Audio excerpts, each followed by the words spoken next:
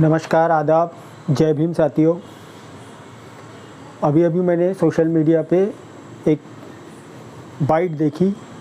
वो थी मुस्लिम समाज में जो सुधार के लिए कार्य करते हैं अली अनवर साहब की।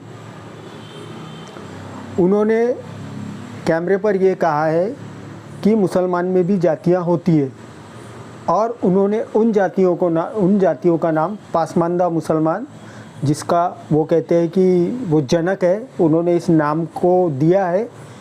वो कहते हैं 90% आबादी पसमानदा मुसलमान की होती है और पसमानदा मुसलमान के साथ भी उसी तरह भेदभाव होता है जिस तरह हिंदू धर्म में SC ST OBC के साथ होता है। तो साथियों, अब आपको आज थोड़ा सा जातिगत इस्लाम में कैसी है उसका आपको समझाते हैं।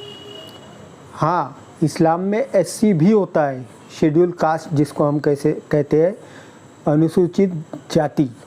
इस्लाम में आदिवासी भी होते हैं जिसे हम अनुसूचित जनजाति कहते हैं। इस्लाम में भटके विमुक्त भी होते हैं, इस्लाम में OBC भी होते हैं और इस्लाम में ओपन भी होते हैं।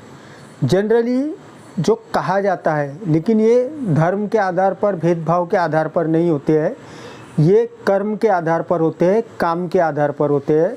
मैं अली अनवर साहब की इस बात से बिल्कुल भी नाइत्तेफाकी रखता हूँ। वो झूठ बोल रहे हैं कि इस्लाम में भी जातिवाद है, वो मैं आगे बात करूँगा। पहले अब आपको बता दूँ मुसलमानों के SC शेड्यूल कास्ट कौन होते हैं। जैसा कि हिंदू धर्म में तय किया जाता है, जो सफाई कर्मी क्लास होता है, जो छोटे काम करता है, जो चमड़े निकालने का चर्मकार समाज होता है, उन्हें शेड्यूल कास्ट का दर्जा दिया जाता है। क्यों? क्योंकि वो छोटे कामों से जुड़ा हुआ है।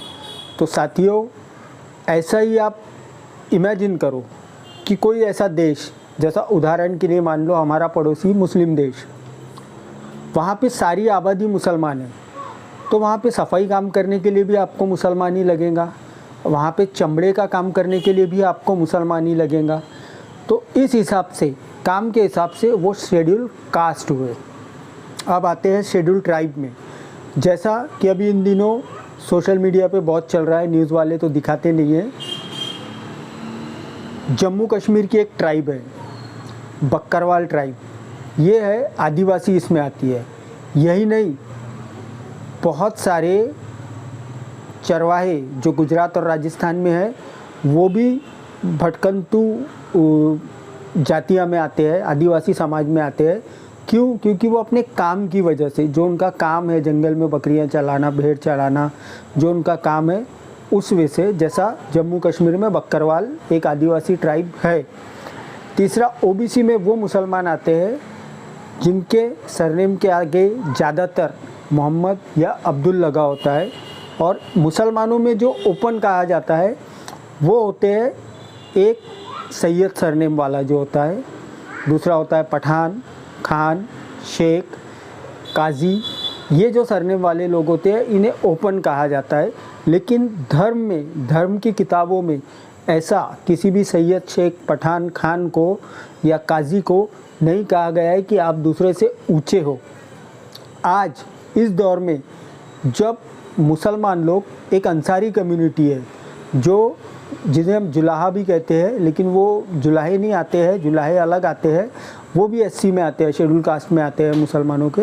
एक अंसारी कम्युनिटी है, वो अंसारी कम्युनिटी को मुस्लिमों में आपस में थोड़ा लोअर कास्ट समझा जाता है। क्यों? केवल उनके काम के लिए, जबकि वो काम सबसे ऊंचा करते हैं। वो ज़्यादातर अंसारी कम्युनिटी के लोग जो हमने महाराष्ट्र में देखा है, वो लोग कपड़े बिनने का काम करते हैं। यार क्या सा, हाँ माफ़ कीजिएगा साथी, एक दोस्त आ गया था। तो हम कहाँ पे थे? जो अली अनवर साहब ने कहा है कि उनके पसमानदा मुसलमानों के साथ भी भेदभाव होता है। ऐसा नहीं है, जैसा कि आपको बता दिया कि शेड्यूल कास्ट कौन होते हैं, शेड्यूल ट्राइब कौन होते हैं।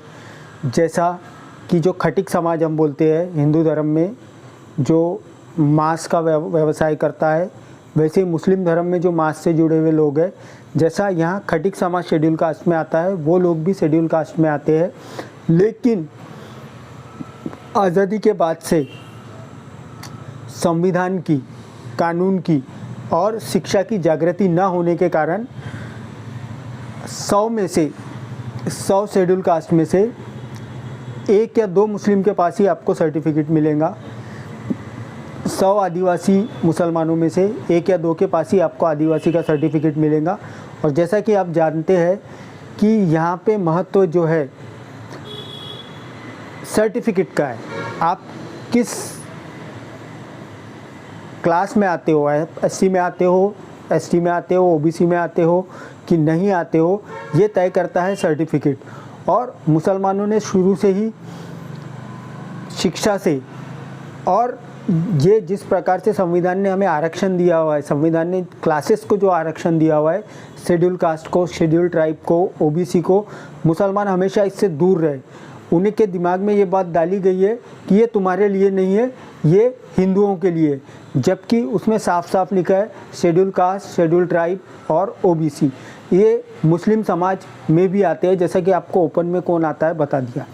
दूसरी बात, अली अनवर साहब ने ये झूठ बोला कि धार्मिक भेदभाव भी होता है। धार्मिक भेदभाव साथियों मुसलमानों में नहीं होता है। आप चाहे पसमानदा हो या कोई भी हो, एससी में आते हो, एसटी में आते हो, आदिवासी में आते हो, भटकंतु में आते हो, इससे कोई फ़र्क नहीं पड़ता। अगर आपने हाफिज़ कुरान का काम किया है तो आपको हाफिज़ ही कहा जाएगा, आपको हाफिज़ वाली ही इज्जत मिलेगी, चाहे उसमें भी सैयद, पठान, शेख, खान, काजी कोई भी हो, या कोई अंसारी या जुलाहा कम्युनिटी का हो, या जो सब्जियां वाले होते हैं वो कम्युनिटी का हो, आपको सम्मान उतना ही मिलेगा। कोई आलिम बन जाता है, चाहे किसी भी कम्युनिटी का हो, उसको वही सम्मान मिलता है और उसे वही पद मिलता है और वही काम मिलता है जो अन्य ऊंची जात वाले जो कहा है उनको मिलता है। यहाँ पे भेदभाव नहीं किया जाता है। मुफ्ती भी कोई भी बन सकता है अपनी एजुकेशन क्वालिटी के हिसाब से, जो उन्होंने धर्म की पढ़ाई की है उस हिसाब से वो मुफ्ती भी बन सकते हैं। यहाँ पे भी भेदभाव नहीं है। इस्लाम में धर्म का भेदभाव नहीं है, लेकिन काम को लेके जो कि एक भारत की मेंटेलिटी बन गई है कि हम इंसान की जात का इसीलिए विरोध करते हैं क्योंकि वो एक काम छोटा करता है, वो काम नीच, हमें लगता है कि वो काम जो कर रहा है वो छोटा है, इसीलिए हम विरोध करते हैं। लेकिन उसी जात वाला जब कोई बड़े पद पे जाता है तो हम उसका विरोध करना ज़्यादातर तो बंद कर देते हैं। तो ये मानसिकता जो कि मुसलमान यहाँ पे ज़्यादातर कन्वर्टेड है, 99% आप बोल सकते हो कि कन्वर्टेड है, तो ये मानसिकता उनमें पहले से भरी हुई थी कि वो थोड़ा सा भेदभाव करते थे। वो ये कहते हैं कि हाँ ये है, वो है, वो है। और बात आई रोटी बेटी का, जो उन्होंने कहा है, हाँ रोटी बेटी का खाना तो सब साथ में खाते हैं, रोटी के संबंध में कुछ नहीं है। मस्जिद में जब इफ्तार करने जाते हैं तो एक बड़ा सा थाल होता है, वहाँ पे ये नहीं पूछा जाता कि तेरा सरनेम क्या है, तू पासमानदा है, सैयद, शेख, पठान, काजी क्या है, ये कुछ पूछा नहीं जाता है। सब इफ्तार करने एक थाल में 12 से 15 लोग बैठ जाते हैं और जैसी वहाँ पे आवाज़ होती है कि इफ्तार का वक्त हो चुका है, इफ्तार कीजिए, तो सब एक साथ एक ही खाने में एक ही जगह हाथ डाल के खाते हैं। ये भेदभाव इस्लाम में नहीं किया जाता है। अली अनवर साहब अपनी राजनीति चमकाने के लिए ये सब गुमराह कर रहे हैं लोगों को। हाँ, बेटी का जो संबंध है उसके लिए कुछ सोशल टैबू है, कुछ इकोनॉमिकल वैल्यूज़ है, वो इसलिए नहीं देखा जाता है कि जात किसकी क्या है। कोई पठान, शेख, सैयद में आता है और कोई अंसारी, जुलाहा कम्युनिटी में आता है, तो उसे बेटी दिया जाए या नहीं दिया जाए ये जात डिसाइड नहीं करती है, ये उसकी इकोनॉमिक वैल्यू, मतलब उसके पास कितना पैसा है ये डिसाइड करता है। हमने बड़े बड़े पैसे वालों को देखा है, शेख, पठान, सैयदों की बेटियाँ जुलाहों के यहाँ जाते हुए देखा है हमने। काजियों की बेटियाँ जुलाहों के यहाँ, मेरा खुद एक दोस्त जुलाहा है, उसकी जो वाइफ है उसके पिताजी का सरनेम, मतलब फादर का सरनेम काजी है और ये जुलाहा है, तो ये पैसा देखा जाता है क्योंकि वो डॉक्टर है करके। यहाँ पे जात नहीं देखी जाती है, यहाँ पे स्टेटस देखा जाता है मुसलमानों में। ये बिल्कुल गलत फहमी है। हाँ, मुसलमानों में जो सफाई कर्मी भी होते थे, जो पहले के समय में होते हैं, उन्हें आज भी लाल बेगी कहा जाता है, लेकिन उनके साथ इतना भेदभाव नहीं किया जाता है। जैसे कि आप देख रहे होंगे, बेग कई जज हुए हैं, बेग सरनेम के कई अधिकारी हुए हैं, और आज तक का आपने कहीं सुना नहीं होगा कि किसी मुसलमान ने किसी बेग से, जो बेग सरनेम जनरली उन्हीं को लगाया जाता था जो मुस्लिम में सफाई कर्मी का काम करते थे, कि उनके साथ भेदभाव हो। तो ये गलत बात जो अली अनवर साहब कह रहे हैं, मैं चाहता हूँ कि आप तक पहुँचाना मेरा काम है। इस्लाम एक जातिवादी धर्म नहीं है, यहाँ जात को कोई वैल्यू नहीं है। प्रॉफिट मोहम्मद सल्लल्लाहु अलैहि वसल्लम बनु हाशमी कबीले से थे, लेकिन उन्होंने अपनी सुरक्षा के लिए, अपने रहने के लिए वहाँ के अंसारी कबीले को चुना, बनु हाशमी के कबीले को नहीं चुना। जिन अंसारियों को यहाँ पे हम जुलाहा कहते हैं या नीचा समझते हैं। हाँ, ये बात ज़रूर थी कि यहाँ पे खान, पठान, सैयद और जुलाहा, जिसको हम अंसारी कम्युनिटी कहते हैं, वो होता था, लेकिन वो भेदभाव धार्मिक रूप से नहीं होता था, वो भेदभाव जो है रिश्तेदारी में नहीं होता था, वो भेदभाव केवल वोट के वक्त होता था। जैसा कि मानसिकता भारत की बना दी गई है, वोट केवल जात देखकर दी जाती है, तो इसमें मुसलमान क्या करेंगे? ये तो मानसिकता पीढ़ी दर पीढ़ी यहाँ डाली जा रही है ना। ये मानसिकता राजनीतिक पार्टी ने बनाई है, ये मानसिकता लोगों में बन गई है कि हमारे ही आदमी को वोट देना। इसीलिए वोटिंग के समय हाँ ज़रूर शेख, पठान, सैयद और जुलाहा या जिसे हम अंसारी कहते हैं वो हो जाता है। ये हमने देखा है कि वोटिंग के समय आदमी, अंसारी वाला अपने अंसारी को वोट देता है, पठान वाला अपने पठान को वोट देता है। इस तरीके से हमारे वोट बंटते हैं। ये पहले हुआ था। ये मानसिकता मुसलमानों ने सऊदी अरब से लेकर नहीं आए, ये मानसिकता यहीं की गुलामी की मानसिकता है जो उनमें रस बस गई थी। लेकिन आपको बताते हुए मुझे बहुत खुशी हो रही है कि 2014 के बाद, जो कि मैं एक पत्रकारिता करता हूँ, लोगों से बात करते रहता हूँ, समाज में उठता बैठता हूँ। 2014 के बाद एक जो मैंने नया ट्रेंड देखा है कि लोगों में अब ये चीज़ ख़त्म हो गई है। जो पहले कौम देख कर देते थे, जुलाहा देखता था कि कोई जुलाहा खड़ा है तो उसे ही वोट देना, कुरैशी जो है, जो खटिक समाज का होता था वो देखता था उनके समाज से अगर कोई खड़ा है तो उसे ही वोट देना, अंसारी देखता था कि कोई अंसारी खड़ा हो उसे ही वोट जाए, किसी पठान, सैयद को, खान को, वो शेख को वोट ना जाए। ये ट्रेंड 2014 के बाद ख़त्म हुआ है। 2014 के बाद मुसलमानों में एक एकता बनी है।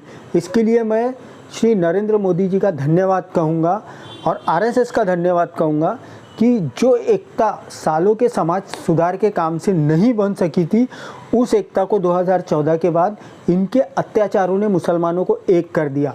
अब 2014 या स्पेसिफिक 2019 के हाल के सालों में ये देखा गया है कि मुस्लिम अब ये देखता है कि कौन जीत सकता है, मुसलमान उसके पाले में जा रहा है। अब मुसलमान ये नहीं देखता कि ये हमारे कैटेगरी का, हमारे समाज का है, बिलोंग करता है कि नहीं करता है। मुसलमान ये देखता है कि कौन मुसलमान जीत सकता है, उसे ही जीतने दो, मुसलमान उसके पक्ष में जा रहा है। तो ये एक बहुत बड़ा बदलाव है जो कि मोदी जी, आरएसएस और बीजेपी ने मुसलमानों में लाया है, जो एकता लाई है, उसके लिए मैं उनका दिल से धन्यवाद करता हूँ। साथियों, मुसलमानों में बहुत सी कमियाँ हैं, बहुत ज़्यादा कमियाँ हैं, लेकिन वो धार्मिक रूप से नहीं है, वो मान्यताओं की कमियाँ हैं। जो मान्यताएं चलती आ रही है, लोग मान्यताओं के आधार पर ये सब करते हैं। जैसा कि हमारे इसमें एक चीज़ कहा जाता है सुनता आप सब जानते होंगे, सर्कमसीजन जिसे कहते हैं, पेशाब के सामने की जो चमड़ी होती है उसे निकाला जाता है। तो ये काम शुरू से एक मुस्लिम का नाभिक समाज करता है। नाभिक समाज मतलब जो बाल काटने वाला समाज है वो करता था, लेकिन आम मुसलमान उसको, आम भाषा में उसको नाई या हज्जाम नहीं बोलता था, जो उसको बोलता था खलीफा। जबकि खलीफा के मायने कुछ और होते हैं, खलीफा के मायने मुखिया होते हैं। तो ये आम भाषा में पहले बोला जाता था, लेकिन मैंने पिछले 5-10 सालों में ये ट्रेंड देखा कि जब मौलानाओं ने ये समझा, बोला तो शुरू से उनको खलीफा ही जा रहा था, पर ये समझा कि खलीफा का मतलब कुछ और होता है। खलीफा मतलब वहाँ का रूलर होता है, वहाँ का हेड होता है, और ये उस हज्जाम को, वो जो नाई जो सर्कमसीजन का काम करते थे, जो सुनता का काम करते थे, खतना का काम करते थे, उसे खलीफा बोला जा रहा है। तो फिर सभी मस्जिदों में ऐलान करके ये कहा गया है कि आप उन्हें कुछ भी कहिए लेकिन खलीफा मत कहिए, क्योंकि खिलाफत जो है, इस्लामिक खिलाफत, वो ख़त्म हो चुकी है दुनिया से। इस्लामिक खिलाफत कहीं पे भी नहीं है। अब ज़्यादातर देशों में संविधान का राज है। हाँ, कुछ एक देश है सऊदी अरब जहाँ पे इस्लामिक राज है, लेकिन वो पूरी तरह वैसा इस्लामिक राज नहीं है जो 1400 साल पहले था। समय के हिसाब से उसमें भी बहुत सारे बदलाव किए गए हैं, लेकिन मुसलमानों को बदनाम करने के लिए अनाप शनाप बातें कही जाती है, जैसा कि आप जानते हैं। और सबसे ज़्यादा इसमें जो आगे है वो है ओबीसी समाज। और मुसलमान का जो ओबीसी समाज है वो उन्हें खुद नहीं पता है कि हम मुसलमानों के ओबीसी है, जिनके सरनेम में, जिनके बाप दादाओं के सरनेम में अब्दुल लगा हुआ होता है, जिनके बाप दादाओं के सरनेम में मोहम्मद लगा हुआ है, तो वो स्पेसिफिक कैटेगरी दिखाई नहीं देती है। वो स्पेशली आते हैं ओबीसी में। ये मुसलमानों को पता ही नहीं है कि ओबीसी भी इनमें होते हैं। हाँ, एससी लोगों में कुछ जागृति है, मैंने देखा हूँ। खटिक समाज जो मुस्लिम में होता है उनमें जागृति है, जुलाहों में जागृति है, वो अपने सर्टिफिकेट वगैरह बना के रखते हैं। अंसारियों में कुछ हद तक का 2-4% जागृति है, वो अपने सर्टिफिकेट बनाते रखते हैं। लेकिन सर्टिफिकेट के तौर पर मुसलमान के एससी एसटी ओबीसी आप देखेंगे तो उनकी जनसंख्या के हिसाब से 0.1% से भी कम है। तो ये वीडियो के माध्यम से जो भी मुसलमान इसे देख रहे हैं, इसे ज़्यादा से ज़्यादा मुसलमान तक पहुंचाओ। मेरी यही उनसे गुजारिश है कि अगर स्कूल में दाखिला लेते समय या आप भविष्य में अपने बच्चों को स्कूल में दाखिला देते हैं तो अपना जो धर्म है वो इस्लाम लिखाओ, और स्पेसिफिक जात जो है वो स्पेसिफिक जात लिखाओ कि आप अंसारी में आते हो, आप खटिक में आते हो जिसे कुरैशी कहा जाता है या कसाई कहा जाता है, या आप क्या बोलते जुलाहों में आते हैं। ये स्पेसिफिक आपको मेंशन वहाँ पे करना पड़ेगा आपके काम के हिसाब से, जो आपसे जात पूछा जाता है। आप यहाँ पे इस्लाम, मेरे सर्टिफिकेट पे जो लिखा है वो मैं आपको बता रहा हूँ। धर्म लिखा है इस्लाम और जात लिखा है मुस्लिम। फ़र्क क्या हुआ? इस्लाम को मानने वाला मुस्लिम, कोई जात कैटेगरी नहीं है। जात, मेरा वैसा कोई जात भी नहीं है, लेकिन स्पेसिफिक कुछ लोग हैं जिनके इसमें अंसारी आता है, जिनके इसमें कुरैशी आता है, जो खटिक समाज के होते हैं, जो जुलाहा में आते हैं, जो कुछ मुसलमान भटकंतु में आते हैं। वो लोगों को चाहिए कि धर्म की जगह पे सर्टिफिकेट में जब स्कूल का फॉर्म भरते हैं बच्चे का, या जब हम टीसी लेने जाते हैं, तो इसकी स्कूल से रिक्वेस्ट करें कि धर्म की जगह पर वो इस्लाम लिखे, और कास्ट की जगह पे आप जिस कास्ट के आते हैं, आप अंसारी है, कुरैशी है, जुलाहा है, आप सब्जी वाले हैं, सब्जी भाजी का कार्य करने वाले हैं, जिसे मंसूरी कौम कहा जाता है, वो आप स्पेसिफिक कीजिए। तभी आपके आने वाली पीढ़ियों को एससी एसटी ओबीसी के जो आरक्षण का जो लाभ है, जो प्रतिनिधित्व का लाभ है, तभी मिलेगा। बोलने चिल्लाने से और अली अनवर साहब के जैसे लोगों की राजनीति चमकाने से इसमें कुछ होने वाला है नहीं। जय भीम, जय संविधान।